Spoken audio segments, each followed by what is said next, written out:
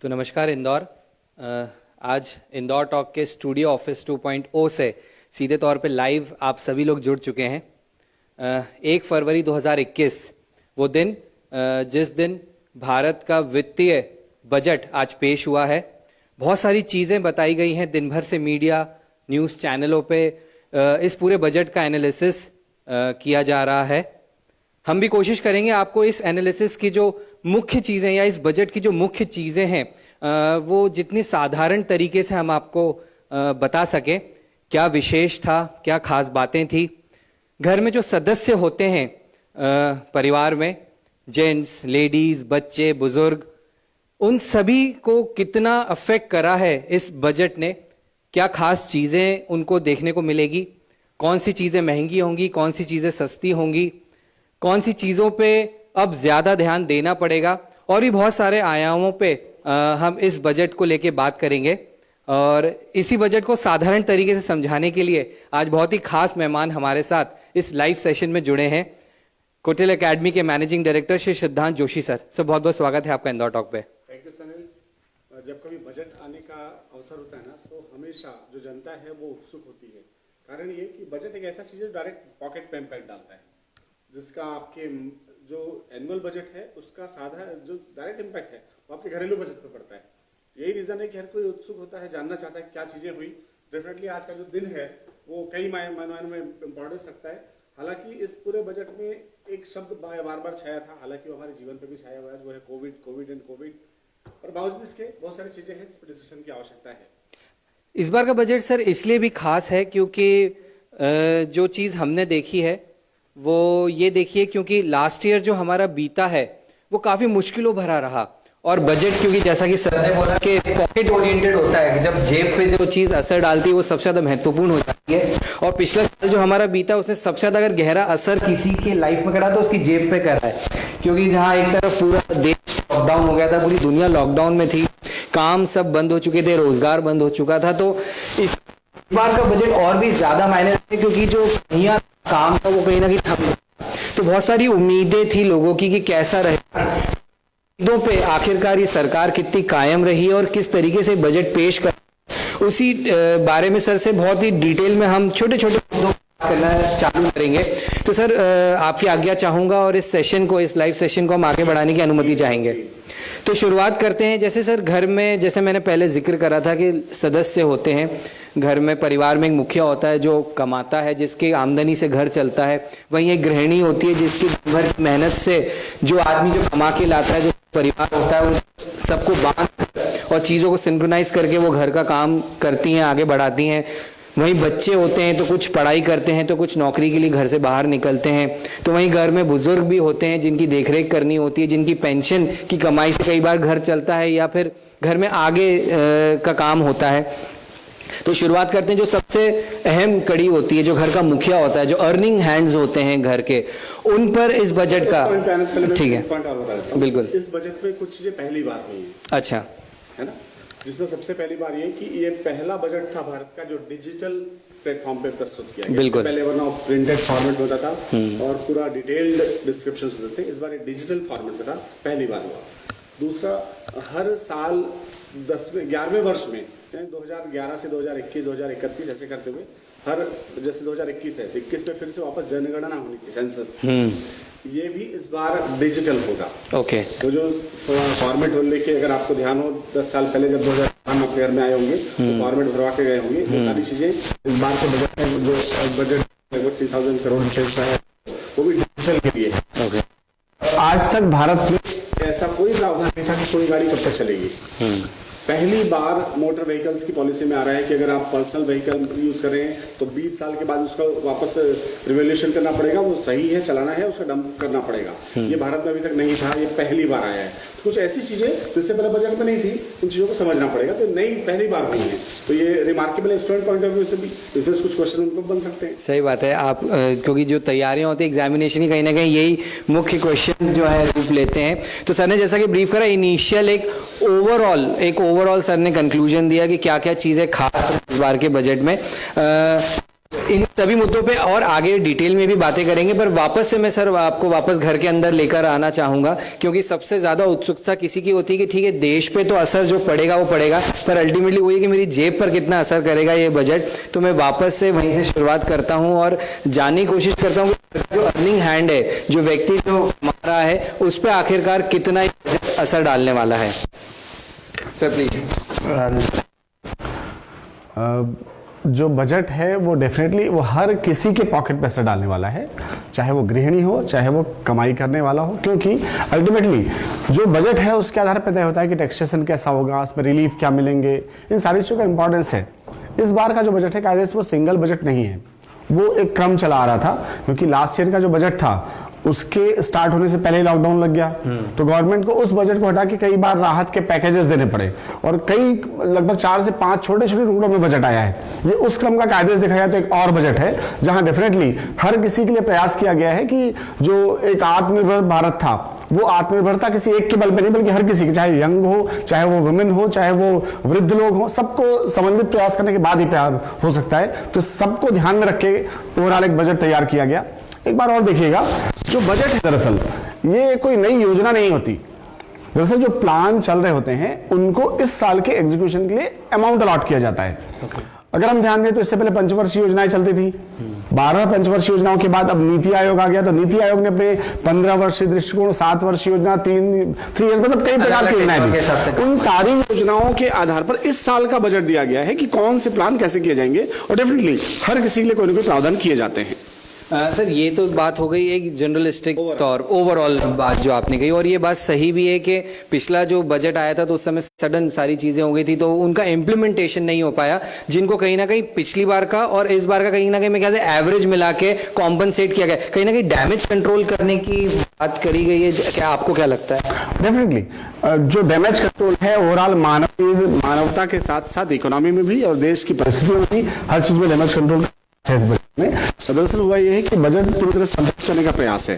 साथ ही साथ एक और पॉइंट है, चूंकि जो परिस्थितियां चल रही हैं उसमें गवर्नमेंट को इस बार एक बहुत बड़ा अमाउंट टीकाकरण और मेडिकल उसके लिए भी देना पड़ा है। साथ ही साथ अगर आप देखें तो बहुत बड़ा हिस्सा अभी भी जो सैनिक खर्च हैं उसमें भी लगाया गया, क्योंकि आज भी हम कुछ भी कह लीजिए पाकिस्तान और चीन की ओर से वो सैन्य तनाव से गुजर रहे हैं, तो बड़े खर्च जो है वो है और इसमें मेडिकल खर्चे का बढ़ जाना लगभग 3,700 करोड़ का सिर्फ वैक्सीनेशन के लिए रखा गया है। तो इस बजट में बाकी कुछ वेलफेयर चीजों को क्या है, लेकिन हाँ अगर ये सारी चीजें ठीक हो गई तो नेक्स्ट ईयर डेफिनेटली फिर हम अपने होंगे जहां पर हम पिछले वर्ष इस लॉकडाउन से पहले अपनी इकोनॉमी को छोड़ पाए थे। सर कहीं ना कहीं कोविड, जैसा कि आपने बताया कि कोविड वैक्सीनेशन के लिए बहुत बड़ा अमाउंट से बजट में अलग से रखा गया, शायद 35,000 करोड़ का वो अमाउंट है, वही कहीं ना कहीं लीड करता है, क्योंकि इस बार एक बहुत बड़ा अमाउंट जो बढ़ा वो है हेल्थ बजट को लेकर भी, कहीं ना कहीं स्वास्थ्य को लेकर बहुत बड़ा ध्यान दिया गया है। जो स्वास्थ्य सेवाएं थी, क्योंकि पहले शायद मेरे ख्याल से जितना मुझे मालूम है 9,000 करोड़ समथिंग या 94,000 करोड़ का जो प्रावधान था वो इस बार बढ़ के 2 लाख के ऊपर करा गया है, 2 लाख करोड़ के ऊपर किया गया है। क्या सरकार इस बार वाकई में सीरियस है कि हेल्थ जो है वो एक बहुत बड़ा, खास करके 2020 के हिसाब से निकला है लोगों का? निश्चित रूप से हेल्थ की वजह से तो सारी चीजों पे डैमेज हुआ है। इससे पहले भी स्वास्थ्य पर ध्यान दिया जाता था, लेकिन उस समय वो स्वास्थ्य को ठीक रखने पे था। इस बार तो जो डाउन हो गया है उसको अप करने में है, तो डिफरेंस इस बात को लेकर है। स्वास्थ्य के साथ हमेशा परिवार कल्याण भी जुड़ा होता है। परिवार कल्याण एक ऐसा चीज है जो सरकार की कई योजनाएं हैं जिसपे करोड़ों रुपए खर्च होते हैं वर्ष भर के बजट में देखें तो। इस बार लेकिन वो सारे बजट मेनली फोकस्ड हैं इस कोविड, चाहे वो टीकाकरण को लेकर देख लें या उससे बचने के जितने उपाय किए जा रहे हैं, जागरूकता अभियान है, अगर आप हर चीज देखें तो इसके एडवर्टाइजमेंट में ही अच्छा खासा अमाउंट लगाया गया है। वो अभी भी जारी है अगर आप देखें, क्योंकि जो वैक्सीनेशन है उसमें अभी लोग एक्सेप्ट नहीं कर पा रहे हैं, तो उस पर भी जागरूकता अभियान चलाया जा रहा है जिसमें बहुत बड़ा एक ह्यूज अमाउंट लग रहा है। तो इस बार डेफिनेटली जो पिछले एक परंपरागत तरीके से चलाता था बजट का पूरा काम रोजगार में और बाकी चीजों में जो होता था, वहीं इस बार जागरूकता में और साथ ही एक बड़ा जो प्लान है वो आत्मनिर्भर बजट की ओर है, आत्मनिर्भर भारत की ओर है। इसका एक एग्जांपल जैसे पहले की सारी योजनाओं में एक बहुत बड़ा पोर्शन रोजगार पॉइंट ऑफ व्यू से बात करें तो नौकरियों को देने में लगता था, जैसे मनरेगा एक बहुत बड़ा प्रोग्राम है, इसके बजट को इस बार लगभग 50% का खर्च कर दिया गया है। यानी कि अब सरकार रोजगार बल्कि आप आत्मनिर्भर बनने के लिए एंटरप्रेन्योरशिप पे देना चाह रही है। इसमें इंडिकेशन है कि आप अपने प्लान पे जाएं, आप अपना एक जो भी आपकी प्लानिंग है उससे एंटरप्रेन्योरशिप को बढ़ाओ। जब आप एंटरप्रेन्योरशिप बढ़ावा देते हैं तो आप 4 नौकरियां और क्रिएट, ये जीडीपी को बढ़ाता है, ओवरऑल इकोनॉमी को पूरा प्रॉपर बूस्ट करता है। तो सारी चीजें इस बार की जो बजट है उसमें प्रॉपर दिखाई दे रही हैं। कहीं ना कहीं लेने पे नहीं, नौकरियां पैदा करने पे ध्यान शायद दिया गया है वो, और वही है जो आत्मनिर्भर भारत के तहत जो बजट बढ़ाया गया है, जो प्रावधान दिया गया, जो अमाउंट में इजाफा किया गया है, वो शायद इसी ओर इशारा कर रहा है। ये अभी आप जो हम देख रहे हैं लाइव सेशन है, हम डिकोड करने की कोशिश कर रहे हैं इस बजट को जो 2021 आज पेश हुआ है। अगर आप लोगों के भी कुछ सवालात हैं तो आप बेशक कमेंट बॉक्स में जाके इस लाइव सेशन का हिस्सा बन सकते हैं। हमारे जो एक्सपर्ट हैं श्रद्धांत सर, उनसे सीधे तौर पर आप सवाल पूछ सकते हैं। तो अगर आपका भी कोई इस बजट से संबंधित सवाल है, कोई क्वेरी है, कुछ भी शंका है, तो आप पूछ सकते हैं कमेंट बॉक्स में अपना बिल्कुल पुट अप करके अपना नाम जरूर मेंशन कर दीजिएगा। कोशिश करेंगे हम एक एक करके इस लाइव सेशन पे आपके क्वेश्चंस को भी अटेंड करें। सर हमने देखा इस बार का जो बजट है, जैसा कि सर प्लीज अपन इस तरफ थोड़ा सा रुख करते हैं। कहीं ना कहीं जैसा आपने जिक्र करा कि आत्मनिर्भर भारत की ओर प्रावधान ज्यादा जोर दिया गया है, नौकरियां लेने की बजाय नौकरियां पैदा करने पर ज्यादा जोर दिया गया है। शुरू से ये कैंपेन और चला जा रहा था, made in India, make in India का कॉन्सेप्ट चला जा रहा है। कहीं ना कहीं मैन्युफैक्चरिंग की तरफ ज़्यादा जोर दिया जा रहा है। वहीं दूसरी तरफ स्टार्टअप्स को लेके भी कई अच्छे प्रावधान दिए गए हैं जो शायद थोड़ी उनके लिए भी मोटिवेशन का काम करें। क्या है वो और क्या बेनिफिट अब मिलने वाला है स्टार्टअप्स को भी? एक बड़ा इंपॉर्टेंट पॉइंट ये है कि अगर आप ध्यान से देखें तो 7 टेक्सटाइल पार्क बनाने की बातचीत की जा रही है। देखो पार्क एक ऐसा चीज है तो एक तरीके से पूरे सिस्टम को डेवलप, इकोसिस्टम को डेवलप करता है। आप टेक्सटाइल इंडस्ट्री को एक विंग को खड़ा कर सकते हैं, लेकिन जब आप पार्क की बात करते हैं और 7 पार्क की बात नहीं, तो भारत भर में 7 पार्क का डेवलप करना ये कहीं ना कहीं शो करता है कि गवर्नमेंट टेक्सटाइल इंडस्ट्री को बूस्ट करना चाह रही है। तो टेक्सटाइल इंडस्ट्री एक बहुत बड़ा इंडस्ट्री है। एग्रीकल्चर के बाद सर्वाधिक लोग जिस इंडस्ट्री से जुड़ते हैं वो कॉटन और टेक्सटाइल इंडस्ट्री है। दूसरी ओर अगर एक और चीज आप ध्यान दें तो आम जीवन में हम ब्रांडेड कपड़ों की ओर थोड़ा ज्यादा उन्मुख हुए हैं। इस क्रम में अगर सही चीजें हम पैदा कर पाए तो इसका बेनिफिट भारत को, इकोनॉमी को डेवलप करने में भी मिलेगा। आम जनता को तो है ही है। इस पर देखें तो ट्रांसपोर्ट इंडस्ट्री है, इसमें एक बहुत बड़ा अमाउंट है। उसके पीछे ये कि जब कभी आप इन इंडस्ट्रीज में मनी फ्लो करते हैं तो डेफिनेटली स्टार्टिंग से एंडिंग तक एक बहुत बड़ा पूरा सिस्टम है, जो सिस्टम डेवलप होता है। वहाँ मैन्युफैक्चरिंग इंडस्ट्री से उसको बनाने वाले मैकेनिक तक और उसके ड्राइवर के उसमें बैठ कर जाने वाले व्यक्ति को मिलने वाले सहायता तक, ये कई प्रकार की चीजें हैं जो इकोनॉमी को बूस्ट करने में हेल्प करती हैं। को समझना पड़ेगा इकोनॉमी को बूस्ट करने के लिए हेल्प की जा रही है। इस बार बजट में इस चीजों पर स्पेशल ध्यान दिया गया है। तो बहुत सी चीज़ों पे हम देख रहे हैं कि जो एक्सपोर्ट या इंपोर्ट ड्यूटीज होती हैं उन पे काफ़ी परसेंटेज में लोअर डाउन करा गया। खास करके जो लोकल मार्केट में चीज़ें बन रही उनको कम करा गया, और वहीं जो चीज़ हम एक्सपोर्ट करके बाहर से ला रहे थे, लाइक जैसे जो फॉरेन ऑटो पार्ट्स हैं, इवन जो रॉ मटेरियल्स लाइक जो कपड़ों पे शायद करा गया है। इससे कहीं ना कहीं जो ब्रांडेड क्लोथिंग की बात है या ब्रांडेड जो बाहर का उपभोग कर रहे हैं मार्केट में, शायद वो अब आने वाले समय में महंगी होंगी, और वहीं जो लोकल है, मेड इन इंडिया है या मेक इन इंडिया, शायद उसको ज़्यादा वो शायद सस्ती होंगी और इसलिए लोगों का रुझान उस तरफ बढ़ेगा। शायद यही कोशिश की गई है। आपका क्या कहना है? सरकार ने शुरुआती योजनाओं में अगर आपको ध्यान हो, startup India, stand up India, ये कई नारे दिए थे।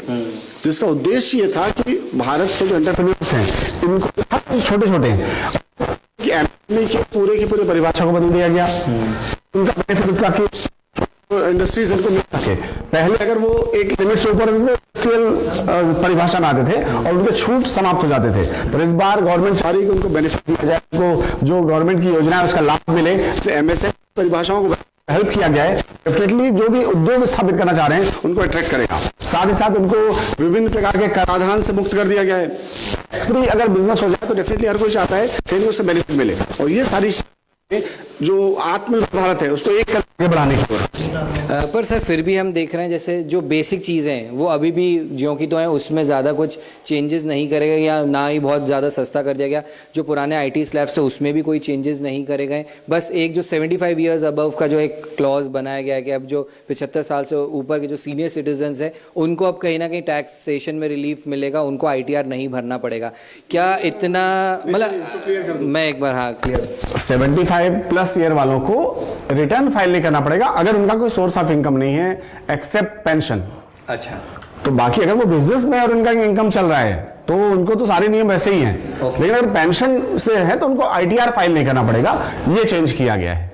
मतलब जो पेंशन रिलेटेड जो बैंक में आ रहा है उस पे फिर जो बैंक भी जो इंटरेस्ट चार्ज करते हैं कई बार वो उस पे काट के रहेगा, तो कहीं ना कहीं एक ये आईटीआर फाइल नहीं करना है। बस फायदा ये है कि इनको आईटीआर फाइल नहीं करना पड़ेगा। थोड़ी सी सीनियर सिटीजन्स को ये छूट दे दिया गया है, आप फिजिकल ये जितने भी एक्टिविटीज से बच जाएंगे।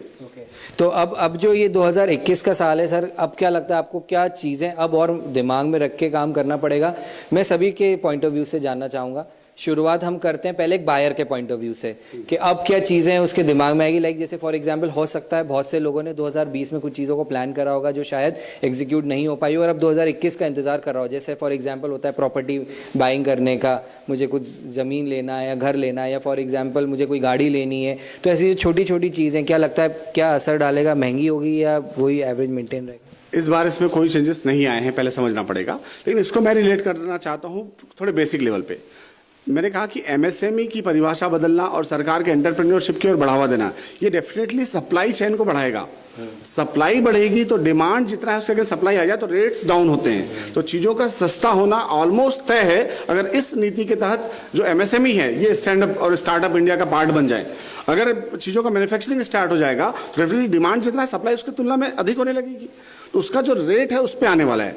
रही बात इंफ्रास्ट्रक्चर की या जमीन और मकानों की, उसमें फिलहाल कोई चेंजेस नहीं है, जैसा पिछले चला रहा था सेम रहेगा। लेकिन कोविड काल में जो परिस्थितियां हैं इसका मैं दूसरा पहलू बताना चाहता हूँ। जितने भी ईएमआई मॉरेटोरियम मिला हुआ था वो अभी भी गवर्नमेंट ने फिर कुछ चीज़ों को बढ़ा दिया है, पर बावजूद इसके अभी भी कई इंडस्ट्रीज जो स्टार्ट हुई है, जिसमें से होटल इंडस्ट्री है, रेस्टोरेंट, उस तरीके से भी तो नहीं पकड़ा है, जिससे वहां भी संकट दिख रहा है। तो जो बेसिक जिसे हम कहेंगे जमीन है, मकान है, बिल्डिंग्स हैं, इनके रेट में अभी कमी होना है। कारण ये कि ईएमआईज का जैसे ही वो कंपलसरी स्टार्ट हो जाएगा तब वो कुछ लोग सामने आएंगे जो ईएमआई नहीं भर पाएंगे, और उस समय डिमांड सप्लाई का जो नियम है वो फिर से चेंज होगा। जो डिमांड नहीं है, सप्लाई है, लोग चीजों को बेचना चाह रहे हैं, मार्केट में नहीं है, मंदी कहते हैं, जिस क्रम से थोड़ा बहुत गुजर भी रहे हैं अभी, तो रेट्स का कम होना ये लग रहा है कि अभी बना रहेगा। सर उनके लिए क्या आप कहना चाहेंगे वर्जन जाई, जैसे उनका काम ही बहुत ज़्यादा मूल रूप से आधारित था बाहर के ट्रांजैक्शन से, लाइक जैसे जो डील करते थे इंडिया के बाहर, जिनका इंपोर्ट एक्सपोर्ट ज़्यादातर होता था, क्योंकि कहीं ना कहीं अब हम देख रहे हैं कि अब कहीं ना कहीं जिस हिसाब से जो माहौल पिछले 2-1 सालों में बना है मेक इन इंडिया का, और अब कहीं ना कहीं इमोशनली भी जुड़ता जा रहा है। जैसे फॉर एग्जाम्पल हाल ही में हमने चाइना के बॉयकॉट का कॉन्सेप्ट देखा, और भी ऐसे छोटी छोटी चीज़ें आई कि अब इंडिया में ही चीज़ें बने, इंडिया में ही प्रोड्यूस हो और यहीं पर सेल आउट हो, यहाँ का जो यूज़र है वो यहीं का प्रोडक्ट खरीदे। पर अगर हम एक्चुअल कॉन्सेप्ट की बात करें तो आज भी वो क्वालिटी वाली बात है, और वो जो रेट और क्वालिटी का जो तालमेल है वो कहीं ना कहीं इंडिया में आज भी मैन्युफैक्चरर्स द्वारा थोड़ी सी मुश्किल उनको आ रही। मैं समझ सकता हूँ कि ये एक दिन का काम नहीं है, इसके लिए सालों लगेंगे, कोई जो चीज़ सालों से चली आ रही थी। पर विशेष उनके लिए क्या टिप्स होगी जो मुख्यतः आधारित ही थे बाहर के इंपोर्ट और एक्सपोर्ट बिजनेस पे? तो बीच में करेक्शन लगाना चाहूँगा, कई ऐसे बड़े ब्रांड्स हैं जिनका बाहर भले बिकना हो पर बनता यहाँ है। इवन इंदौर के आसपास कई ऐसे इंडस्ट्रीज हैं, टाटा और मिलाल, कुछ ऐसे नाम नहीं लेना चाहूँगा मैं उनके, वो विदेशों के मैन्युफैक्चरिंग यहाँ होती है। आपको जानकारी होनी चाहिए कि महेश्वर में कुछ लोग ऐसे हैं जो काम करते हैं नेचुरल कपड़ों पे, और वो वहाँ हॉलीवुड के जो हीरो हीरोइंस हैं उनको हजारों डॉलर्स में बेचते हैं। तो कई चीजें हैं जो यहाँ से बन के जा रही है, लेकिन कई बार उसका ब्रांडिंग नहीं होना, लोगों को जानकारी होना, ये वो रीजन है जिससे हम बाहर की चीजों को प्रेफर करते हैं। पता चला वो बन के यहीं से आया था या चाइना से आया हुआ था। दूसरी ओर जो आपका मेन क्वेश्चन था कि इंपोर्ट एक्सपोर्ट पे क्या असर पड़ेगा, अगर आप पिछले 1 साल का डॉलर का रेट देखें, यूरो का रेट देखें, तो उसमें ऑलमोस्ट 10 से 12 रुपए का डिफरेंस है, रेट बढ़े हुए हैं। दैट मीन्स कि जो इंपोर्ट है वो महंगा हो रहा है। तो अगर कोई इंपोर्ट पे बेचेगा, यहाँ चीजों को बेचेगा तो वो महंगा बिकेगा, जिसके डिमांड में कमी आने के चांसेस हैं। दूसरी ओर इसका बेनिफिट ये होता है कि जब हम चीजों को यहाँ से एक्सपोर्ट करते हैं तो बाहर सस्ता होता है। चूंकि हम MSME, stand up India, startup India में यहाँ पर चीजों को मैन्युफैक्चरिंग की ओर जा रहे हैं, दूसरी ओर डॉलर का रेट बढ़ने की वजह से जो एक्सपोर्ट है वो बढ़ने के चांसेस, क्योंकि अब ये जो प्रोडक्ट बाहर सस्ते में बिकेंगे, सस्ते में बिकने की वजह से इनका डिमांड क्रिएट होने के चांसेस हैं। और एक उम्मीद जग रही है कि अभी तक जो ये एक्सपोर्ट इंपोर्ट बैलेंस था वो भारत के पक्ष में ही रहा है, अब भारत के कुछ पक्ष में होने के चांसेस बढ़ रहे हैं, क्योंकि रीजन है कि सारी चीजें ये बजट के साथ साथ पूरा इकोनॉमिक सिस्टम ये भी वैसे ही काम कर रहा है। तो लग रहा है कि आगे की जो चीजें पॉजिटिव हो सकती हैं।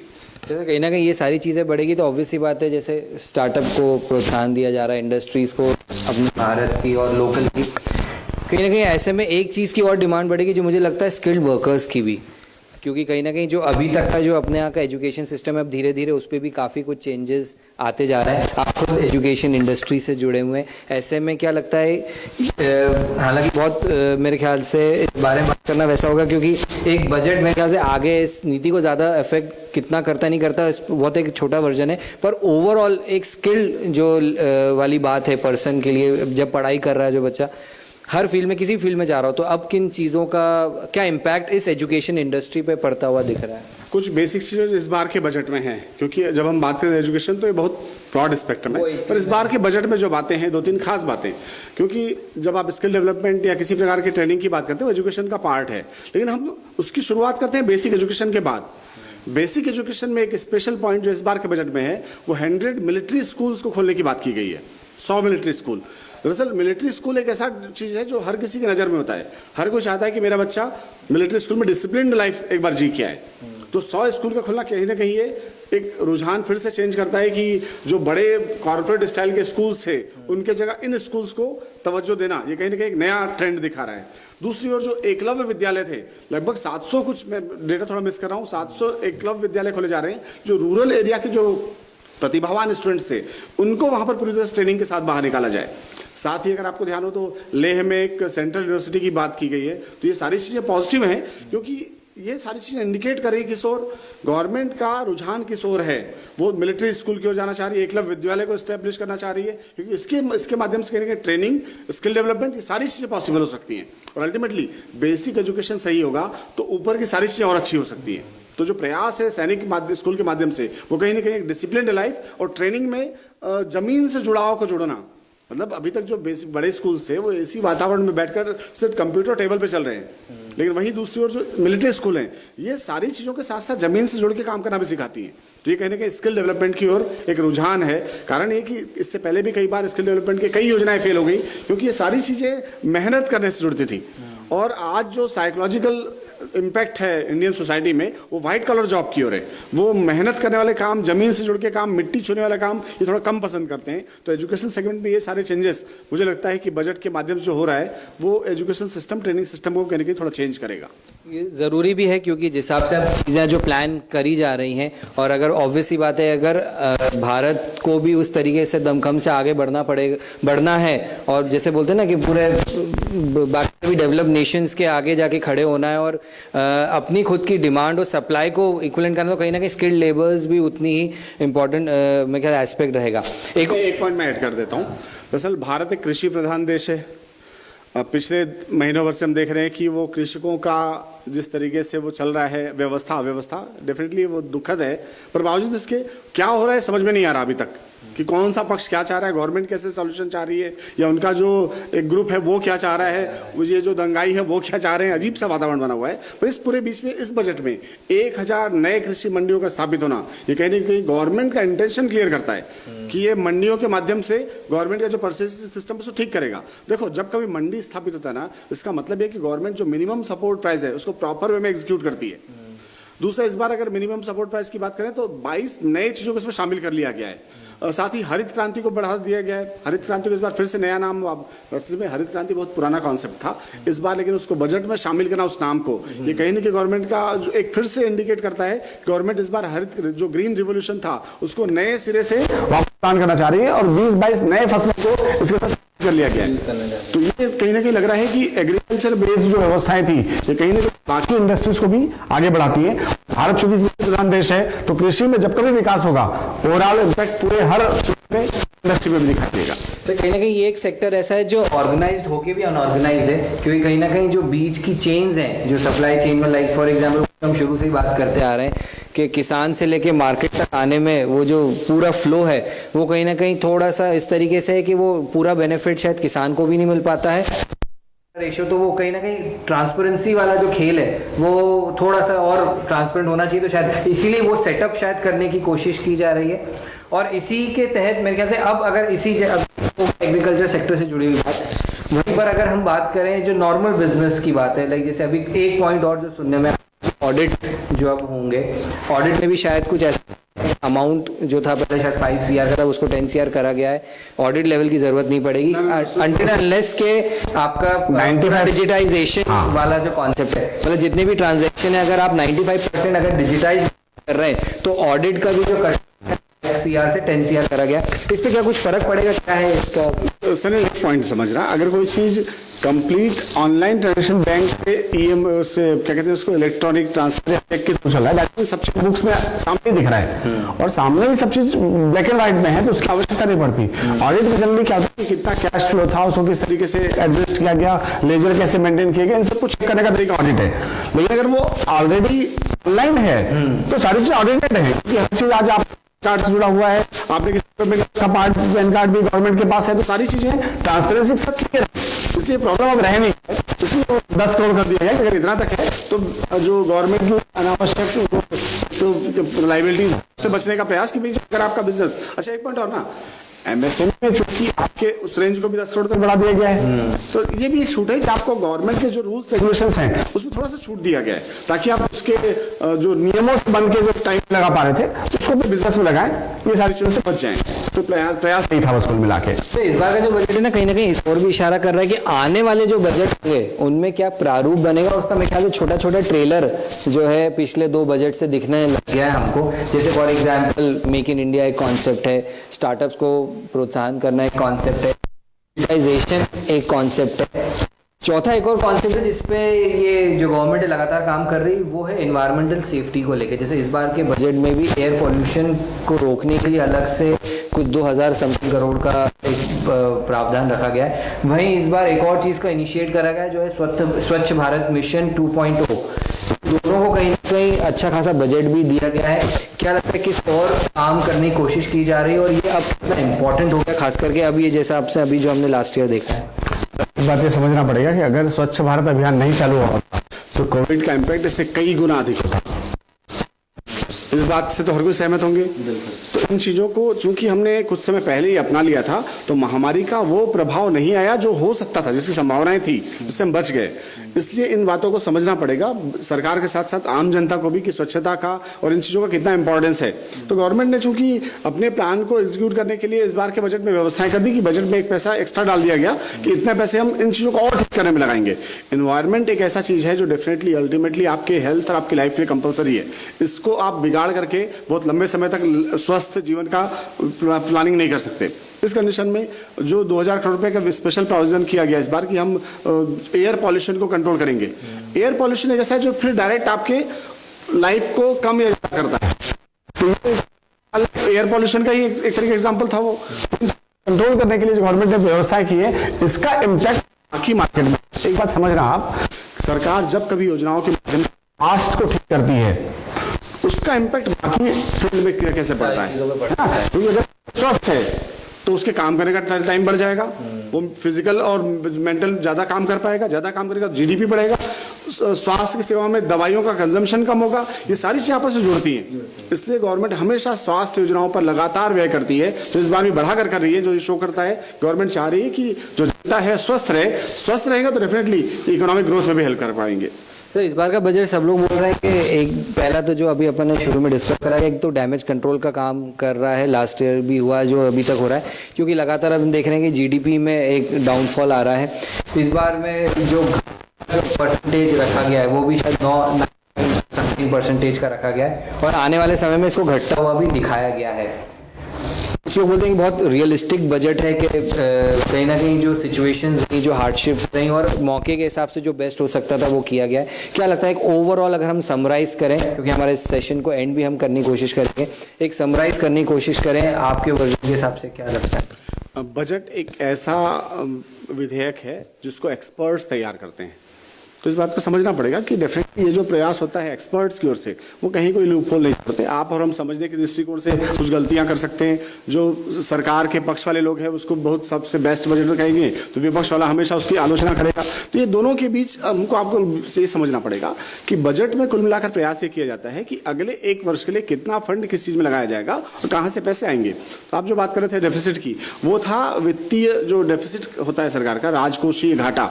उस राजकोषीय घाटा को कम करने का प्रयास किया जा रहा है। लेकिन अभी भी समझे कि इस बार के टोटल ओवरऑल बजट का एक बहुत बड़ा जो चंक है वो लोन से ही आ रहा है ना। वैसे ही जो हमारा एक्सपेंस है उसका लगभग 20% सिर्फ हम ब्याज का भुगतान करते हैं, जबकि एजुकेशन में 2 से 3% खर्च होता है, ब्याज का भुगतान 20% है। ये कुछ चीजें हैं जिनको बहुत लंबे समय के बाद ही कवर किया जा सकेगा। पर हाँ, ये चीजें पहले जो चलती थी उससे बहुत हद तक अब रिकवर्ड है। कुछ चीजें हम कंट्रोल कर चुके हैं, पर कंट्रोल और भी करना बाकी है, जो डेफिनेटली इस क्रम से चलते हुए किया जा सकता है, जिसका रास्ता फिर वही होगा जिसपे हम पहले से बात कर रहे हैं, वो आत्मनिर्भर भारत, वो make in India, made in India. जब तक आप प्रोडक्शन नहीं बढ़ाएंगे तब तक आप एक्सपोर्ट नहीं बढ़ा सकते, और जब तक आप एक्सपोर्ट नहीं करेंगे आपके पास डॉलर की इनकम नहीं आएगी, और जब तक डॉलर का इनकम नहीं आएगा आपके जो लोन्स हैं उसको चुकाना जो है वो हमेशा ये घाटे के बजट में रहने वाला है। डेफिनेटली सरकार के जो प्रयास है इस बार के बजट में भी वो एक कदम आगे बढ़ते हुए, जहां हम लग रहा है कि वो स्वच्छ भारत के साथ उस स्वप्न के भारत की ओर भी बढ़ रहे हैं, जो स्वच्छता, स्वास्थ्य, साक्षरता, शिक्षा सबको पॉजिटिव वे में लेते हुए उस स्वप्न को साकार करने की ओर है, जहां हम बजट के माध्यम से, इकोनॉमी के माध्यम से और विश्व गुरु होने का जो सपना है एक, उसकी ओर चलते चल रहे हैं। डेफिनेटली एक बजट एक माइलस्टोन है जिसने बहुत सारे अच्छे काम किए हैं, लेकिन हाँ, केवल माइलस्टोन नहीं, उस रास्ते से आपको और आगे जाना है, तब आप मंजिल तक पहुंचेंगे। सर, एक आपके बातों से एक क्वेश्चन और लास्ट है, फिर इस सेशन को एंड करेंगे। एक 5 ट्रिलियन इकोनॉमी के टारगेट को अचीव करने का भी प्लान रखा गया है उसमें। पहले तो मैं आपके ज़रिए इंदौर टॉक के ऑडियंस तक ये बात पहुंचाना चाहूँगा कि इसके मायने क्या होते हैं, क्या होता है ये 5 ट्रिलियन इकोनॉमी, क्योंकि बहुत से लोगों को अभी भी ये होता क्या, इससे हमें क्या फ़र्क पड़ेगा, भारत को क्या फ़र्क पड़ेगा। तो पहले से थोड़ा सा आप शॉर्ट डिस्क्रिप्शन में वो समझा सकें। और दूसरा, ये जो टारगेट रखा गया है, अब जो कंडीशन है, क्या अचीवेबल है, दिखता है आगे? 5 ट्रिलियन इकोनॉमी का मतलब है कि जो टोटल ओवरऑल जीडीपी है इंडिया का वो 5 ट्रिलियन का हो। 5 ट्रिलियन का मतलब फिर से वही है कि मिलियन, बिलियन, ट्रिलियन 1000 टाइम्स करते जाएं। अब जैसे हिंदी में हम इकाई, दहाई, सैकड़ा, हजार चलते हैं, वो वैसे में मिलियन, बिलियन, ट्रिलियन पे चलता है। अब ये 3 ट्रिलियन के आसपास है हमारी जो इकोनॉमी, इसको हम 5 ट्रिलियन तक बढ़ाना चाहते हैं। दैट मीन्स हमारा जो जीडीपी है, अब जीडीपी को थोड़ा समझते हैं। जीडीपी यानी ग्रॉस डोमेस्टिक प्राइस, इसे आप सकल देशी उत्पाद या सकल घरेलू उत्पाद कहते हैं। इसकी परिभाषा कैसे निकालेंगे? किसी एक वित्तीय वर्ष में, परिभाषा मैं इकोनॉमिक्स में दे देता हूं, किसी फाइनेंशियल ईयर हमारा 1 अप्रैल से 31 मार्च तक है, किसी एक वित्तीय वर्ष में देश के अंदर, देश की जो सीमा है इसके अंदर उत्पादित समस्त अंतिम वस्तुओं और सेवाओं का मौद्रिक मूल्य जीडीपी कहलाता है। डिकोड करता हूँ, मैं इकोनॉमिक्स का स्टूडेंट नहीं चलेगा, मैं लेकिन एक वित्तीय वर्ष तो समझ रहे हैं। हाँ, वो समझ, एक वर्ष में अब जो भी उत्पादन होगा, उत्पादन 2 प्रकार से होंगे, या तो कोई चीज बनेगा या तो सेवा क्षेत्र में अभी हम सर्विसेज कर रहे हैं। लेकिन जो इस कैमरे या माइक को बनाया था तो प्रोडक्शन में है, तो जितना भी प्रोडक्शन सामान बनेंगे उनका मौद्रिक मूल्य, क्योंकि वो भी चीज सब कीमत की जाएगा। वैसे आप और हम जो सर्विस सेक्टर में हैं, हमारा भी कीमत है, जिसका कैसे हम सर्विस टैक्स जमा करते थे, आज जीएसटी में आ गया है, तो वो सर्विस, इन दोनों का जो टोटल कॉस्ट है इसको एक्यूमुलेट कर लो, जोड़ लो, तो जो भी अमाउंट आएगा वो आपका जीडीपी कहलाएगा। ओके, तो हम लगभग 3 ट्रिलियन के आसपास हैं, इसको 5 ट्रिलियन करने का जो अवश्य भावी होना ही है, उसको कोई नहीं रोक सकता। और जिस तरीके से हम चल रहे हैं, अगर ये कोविड का नहीं होता तो शायद बहुत जल्दी वहां तक पहुंच जाते, पर डेफिनेटली अब ये जो एक बीच में डेंट है उसको रिकवर करते हुए मुझे लग रहा है कि एक एग्जाम्पल होता है कि हर 100 साल में ऐसे महामारियां आती रही हैं, और जब कभी ऐसा कोई सीन हटता है तो उसके बाद जो इकोनॉमिक ग्रोथ होता है ना, वो पहले से कहीं अधिक होता है। तो इसलिए जो टर्म था, हालांकि अभी तो वो वी शेप में रिकवरी चल रही है, रिकवरी के कई आयाम थे, अगर ध्यान तो ये वी शेप में आया है अभी, वी ग्राफ। तो ये वी शेप की रिकवरी बहुत तेजी से चली है, ये कहां तक जाके रुकेगी ये नहीं पता अभी तो स्टार्ट हुआ है, क्योंकि जिस तरीके से शेयर बाजार भी 50,000 प्लस के आसपास चल ही रहा है वो। तो ये सारी चीजें पॉजिटिव हैं कि अगर हमने make in India, startup India, stand up India सबको इकट्ठे कर लिया और स्वच्छ भारत के साथ में चले। स्वच्छ भारत में बार बार इसलिए कह रहा हूं क्योंकि अगर स्वास्थ्य ठीक नहीं रहेगा तो सारे ग्रोथ बेमानी है और उस लेवल पे हम पहुंच ही नहीं सकते। तो सारी चीजें एक साथ चली तो डेफिनेटली एग्रो बेस्ड है, उस पर भी काम चल रहा है। इंडस्ट्रीज के लिए टेक्सटाइल इंडस्ट्री, उस पर भी बहुत अच्छे से काम किया गया है। एजुकेशन पॉलिसीज अच्छी आ रही है, शिक्षा नीति ने पहली बार भारतीयकरण किया है, कहीं ना कहीं ये देशी चीजों को बढ़ावा देगा। सारी चीजें उसी दिशा में चल रही है। 5 ट्रिलियन का वो 10 ट्रिलियन भी पॉसिबल है अभी तो। तो बहुत पॉजिटिव नोट पे जो सर ने जिस हिसाब से कहा, और ये जो ओवरऑल बजट भी दिख रहा है, और जैसा इनिशियल अभी जो डिस्कशन में सामने आया कि एक छोटा सा ट्रेलर दिख रहा है आने वाले बजट का जो प्रारूप बनेगा और किस और भारत जाएगा, कहीं ना कहीं ऑब्वियस सी बात है स्टार्टअप्स, मैन्युफैक्चरिंग, आत्मनिर्भर भारत की ओर ज़्यादा एम्फेसाइज किया जा रहा है। और वहीं ना कहीं जो इन्वायरमेंटल मेजरमेंट से हेल्थ एक बहुत बड़ा एस्पेक्ट है, क्योंकि वो सही कहा है कि हेल्थ इज़ वेल्थ। अगर हेल्थ है तो आगे जाके ऑटोमेटिकली वो वेल्थ में कन्वर्ट होगा। तो ये थे कुछ इंपॉर्टेंट पॉइंट्स जो हम कोशिश करके सिंप्लीफाइड तरीके से आपको बजट 2020 करने की कोशिश। हमारे स्पेशल गेस्ट थे सिद्धांत जोशी सर बहुत बहुत धन्यवाद आपका। आपने अपने शेड्यूल में से हमारे लिए समय निकाला और कोशिश करी कि जितनी साधारण तरीके से इंदौर की जनता तक ये इस बजट को सिंप्लीफाइड करा। कुछ आखिरी संदेश अगर आप देना चाहते हैं।